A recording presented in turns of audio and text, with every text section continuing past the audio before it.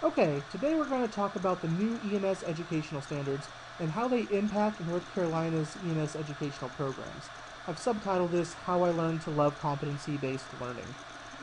My name is Justin Urong. I am originally from Sacramento, California. I've lived in Virginia most of my life. I tend to speak a little bit on the fast side, so if I'm talking too fast for you guys, please feel free to raise your hand and tell me to slow down. For those that are listening to this at home, I'm sorry, but at least you have a rewind button and can replay me. I've been involved in EMS for 10 years when I joined Washington County Life Saving Crew in Abingdon, Virginia. Was at the EMT basic level for a couple of years, and then I went to Virginia Highlands Community College and obtained my associate's degree in emergency medical care. Along the way, I obtained my Virginia EMT Enhanced, my EMS Dispatcher, National Registry Intermediate, and National Registry Paramedic certifications. Finishing up at VHCC, I went to Eastern Kentucky University, where I got my bachelor's degree in emergency medical care with a concentration in paramedicine. And currently, I'm a Master's of Science candidate at University of Maryland, Baltimore College in their Emergency Health Science Services program with a concentration in EMS Education. Cool. Sorry guys, that's kind of a mouthful. I'm also finishing up a graduate certification in instructional systems design. For the last year, I've been in Riyadh, Saudi Arabia, where I've administered a bachelor's degree paramedic program. I wrote program curriculum, I did lectures and laboratories, traveled to each of our 9 campuses and taught American Heart Association courses, and did overall program evaluation. Just before I left, I was involved in a committee that rewrote the educational and pre-hospital care protocols for the entire country. So I enjoyed my time over there, but it's definitely nice to be back in the United States. So some objectives. At the end of this presentation, here's some things we want to be able to do. We want to be able to define what an EMS educational standard is. How do they relate to us here in North Carolina? We want to discuss educational competencies and how do they relate to North Carolina EMS education. We want to describe the changes to EMS provider levels and how they might affect North Carolina EMS if North Carolina does indeed decide to move to these new provider levels. And finally, we'll explain accreditation and how is it going to impact our EMS educational program as a whole, what needs to be done in order for us to become accredited. So why do we need national EMS educational standards? Where are we now and why are we changing what's worked for the last several years? Well, in '96, we came up with the EMS National Standard Curriculum. This was a fairly rigid document. By rigid, I mean it gave us how we were supposed to do things and didn't leave us a lot of wiggle room with the implementation. It was based off of new science then, but it's obviously gotten old now in the last almost 10 years since that whole endeavor started. By a rigid document, I mean that they gave us a lesson plan, more or less, on what we should do in each topic area. They told us how many hours each course should be and gave us bulleted points and said, for talking about chest pain patients, we need to discuss these things in this order. These new standards are going to allow the programs to be dynamic with the curriculum. They tell us this is what the student needs to know at their provider level on this topic. So if the topic is pathophysiology, it tells me that an EMT needs to know pathophysiology as it relates to respiratory system and as it relates to perfusion in general. Now, it doesn't tell me how do I get there or what information do I give them to make sure they know this. And this can be good because it allows us to create a curriculum that suits our students the best way that we can. Finally, we need these new standards because EMS education has got to get more in line with other healthcare professions. EMS, we have been trying to make a profession for just about as long as it's been around, and finally, we've moved from more of a vocation into a profession. As part of that movement, we're going to have to continue, and we have to be held accountable to various different agencies and our students and our public. By becoming accredited, we're showing that we are committed to having a high-quality program from our instructors all the way through our administration. So what is an educational standard? An educational standard is a statement that describes the knowledge and skills that students should get as a result of instruction. So we have our students come in and we want them to learn something. Let's use the example of we want them to learn the management of a chest pain patient. So the standard is going to be everything that they need to do that is associated with a chest pain patient. Depending on their level, we'll take, for instance, the EMT level. The EMT level, they should be getting oxygen, they should have a complete assessment done, and then they should have aspirin administered to them according to these new standards.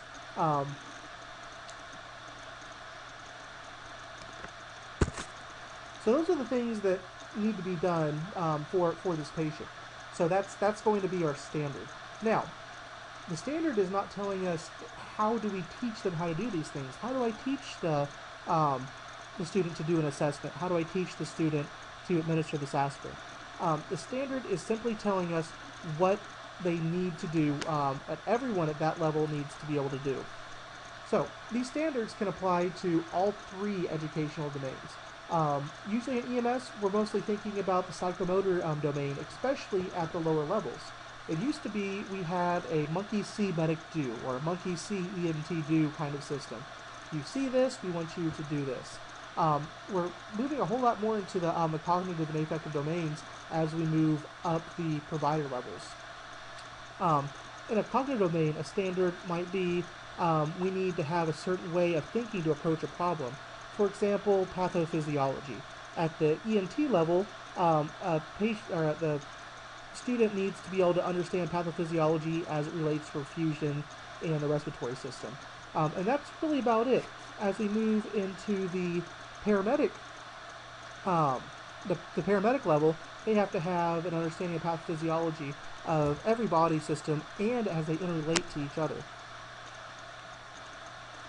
So, now that we understand what a competency is, let's talk a little bit more about what a now that we understand what a standard is, let's talk more about what a competency is. A competency is a certain level of mastery in a given content area or skill. So, we will have a standard of care, and below that we are going to have competencies within the standard. So, the competency might be the ability to perform an endotracheal intubation. It might be the knowledge of pathophysiology as it relates to perfusion. The new standards have all moved to this competency-based system instead of an hour-based system. So, if I'm teaching a student how to assess a chest pain patient, I'm not thinking that, okay, I have to teach the student how to do chest pain in 6 hours. That's how long I have, so I'm going to do as much as I can in 6 hours and hope the point gets across. No, we want to make sure that they can meet each and every one of these competencies within the standard. So, if our competency involves patient assessment, aspirin, and chest pain, or aspirin and vital signs, there's 3 competencies. Once that all of these competencies have been met, then we can move on to our next topic. Now, individual states are most likely going to control how many hours, minimum hours anyways, need to be spent on a certain topic. But so far as the national standards are concerned, we just want to make sure that the students meet these competencies. Some students in some areas may be a whole lot faster to pick up certain topic areas than others. So, along with these competencies, we have new EMS provider levels. We have 4 new levels. All of them have changed in some different ways. The name change is one of the most obvious changes, though, to this entire standard system. We are now working with emergency medical responder, the emergency medical technician, advanced EMT, and paramedic. And on your screen, you can see side by side what we're calling them now, then parentheses what we call them prior to these new educational standards becoming effective. Each level is a continuation of education from one to the next. So, if I am an advanced EMT, I'm expected to know everything from the emergency medical responder and the emergency medical technician levels. I will add additional things on top of that information, but I have to know everything that the previous level knows. Our emergency medical responder is going to be our lowest level of training. We're moving away from learn what I can fix kind of system with this. It used to be this was based off of a 40-hour program, and we only told first responders information about things that they could fix. So, if I was talking about a little bit ahead of myself on the slides there, excuse me. So if I was talking about a patient with difficulty breathing, all I wanted to tell them was that difficulty breathing, they probably need to go to the hospital, and we need to maintain an open airway. Since first responders weren't allowed to give oxygen, we didn't tell them anything about oxygen, anything about pulse oximetry, anything about the pathophysiology behind it. We only told them what they can fix. The standards utilize competencies now to allow for more effective provider education. So just because a provider can't directly do something to fix the patient's condition doesn't mean they don't need to know something about this. An example up here is special population patients. For the emergency medical responder level, they have to recognize and manage life threats based on simple assessment findings for a patient with special needs while they're waiting for additional help to get there. So what this means is I need to take the emergency medical responder, and I need to get them to be able to recognize that a life threat exists.